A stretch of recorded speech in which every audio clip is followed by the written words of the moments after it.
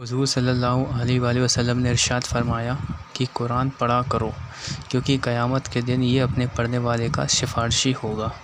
आऊज़ु बिल्लाहि मिनश शैतानिर रजीम, बिस्मिल्लाहिर्रहमानिर्रहीम। रब्बि इश्रह ली सदरी व यस्सिर ली अमरी वहलुल उक़दतम मिन लिसानी यफ़क़हू क़ौली। रब्बि यस्सिर वला तुअस्सिर व तम्मिम बिल खैर, आमीन या रब्बिल आलमीन। Okay, before I going to start, I want to say some ayat. Okay, I want to share with some ayat of Quran. Yes. So अल्लाह ने कुरान में फ़रमाया है कि मैं एक इंसिडेंट बताता हूँ। कुरान में है कि जब शैतान इब्लीस को जन्नत से निकाला गया तो उसने उसके कामों की वजह से तो इब्लीस ने अल्लाह से दुआ की कि या अल्लाह आप मुझे मोहलत दे दें क़यामत के दिन तक, उस दिन तक, उस लास्ट दिन तक, हेयर आफ्टर वी कैन से, कि मैं आपके बंदों को गुमराह करता रहूँगा। उनके लेफ़्ट से राइट और फ्रंट और बैक सब जगह से आऊँगा सॉरी सब जगह से आऊँगा और मैं उनको गुमराह करूँगा। तो जैसा कि आप लोगों ने Quran Arabic, I hope you always start understanding the Arabic grammar of Quran.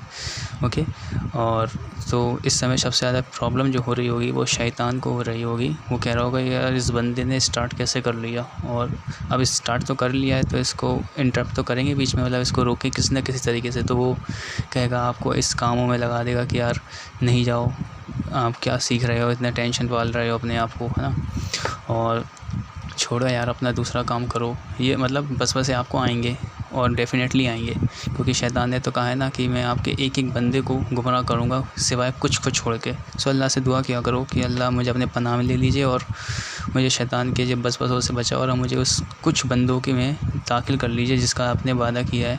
कि शैतान भी कहता है उसको तो कि कुछ बंदों के सिवा मैं सबको क्या है गुमराह कर दूँगा।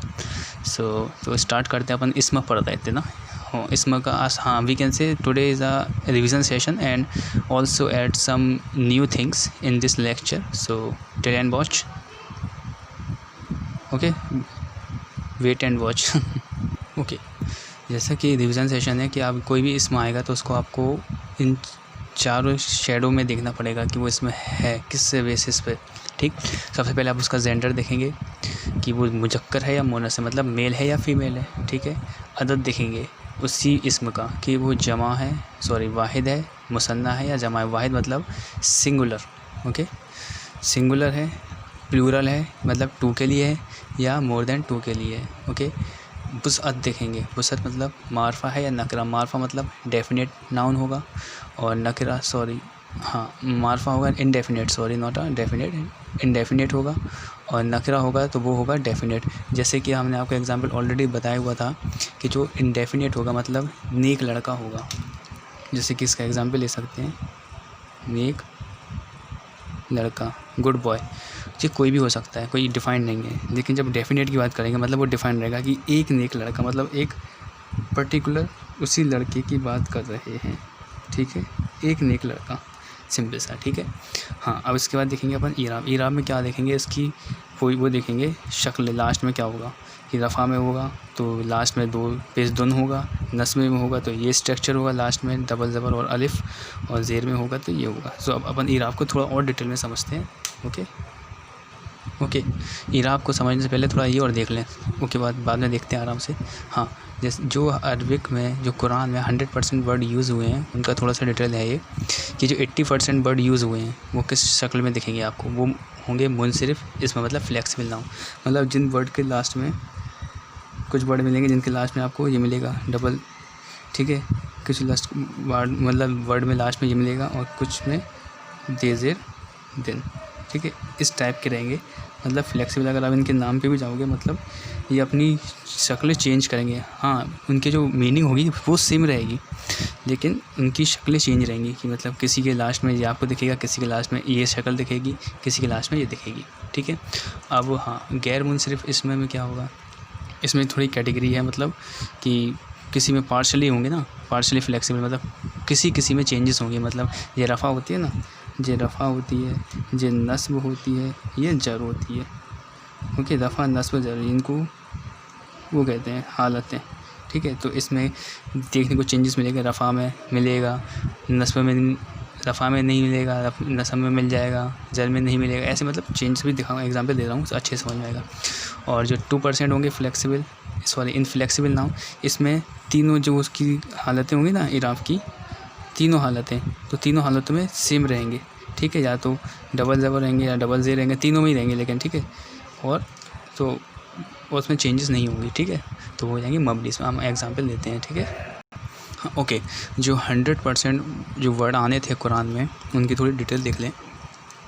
जो 85% होने थे यूज़ मुनसरिफ इस अस्मा मतलब फ्लेक्सिबल नाउन, उनका क्या था, जैसे कोई एक वर्ड आया इंसान, ठीक है। अब इसके क्या क्या कंडीशंस हो सकती हैं वो देखते हैं। इंसान में आप देख सकते हैं जो रफ़ा हो गई, रफ़ा में होगा इंसान नुन, ठीक है, 2 पेश दुन। नसब में हो जाएगा अन, इंसान अन, और ज़र में हो जाएगा इंसान निन।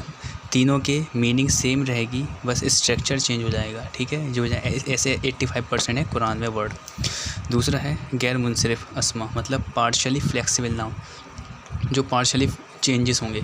इसमें भी 2 नोटिस कर लिया, 2 पॉइंट्स हैं। एक वो वर्ड होंगे जो गोलता पर ख़त्म हो, दूसरे वो वर्ड होंगे जिसके पहले लास्ट में अलिफ हो और उसके बाद हमज़ा हो। जैसे कि एग्जांपल देखते हैं, जैसे गुलता वाले, कोई भी वर्ड गोलता से पर ख़त्म होगा तो उसकी हालत रफ़ा क्या होगी, जन्ना तुन, ठीक है, जन्ना तुन। और नसब क्या होगी, जन्ना तन, और जर होगी जन्ना तिन, ओके। और हमज़ा और अलिफ पे ख़त्म होगा। तो जैसे कि एग्जांपल देते हैं, शमा उन, शमा अन और शमा इन, मतलब सीधा सा है, सिंपल। नसब में चेंजेस होंगी, समझ में आ रही, केवल नसब में चेंजेस होंगे। क्या, अगर गोलता पे होंगे एक वर्ड, उनकी नसब चेंज होगी, और ज़र और रफ़ा तो एज़ इट इज़ रहेगी, और अलिफ और हमज़ा आ जाए, जैसे ये अलिफ है ना यहाँ पे, और उसके बाद हमज़ा आ गया ये, तो इनमें केवल नस्ब में चेंज होगी, ठीक है। हाँ, अब लास्ट वाला क्या है, मबनी इस्म, ये चेंज ही नहीं होंगे, इनफ्लेक्सिबल ना होंगे, क्योंकि ये केवल 2% है। इसमें क्या होगा, जैसे आपने देखे होंगे हाज़ा देखा होगा, ठीक है, हाज़ल लज़ी बैतुल, मतलब कुरान में बहुत सारे आयत हैं। ज़ालिका देखा होगा, ओके, और अल्लज़ी देखा होगा, ठीक है। ये ऐसे वर्ड होते हैं, ये मबनी इसमें कहलाते हैं। So I hope you got fully understanding right now. और बस मैं लास्ट में यही कहूँगा कि अच्छे से पढ़िए, दुआ करिए, क्योंकि शैतान तो पीछे बैठा ही हुआ है, और ये बहुत बड़ा सदका जारिया है जो क़यामत तक दिन तक चलेगा। आपके मरने के बाद भी अगर आपने ये नॉलेज किसी को दे दी तो आप समझ जाओ कि ये चलता रहता है। सो अल्लाह हाफ़िज़ एंड अल्लाह ब्लेस यू।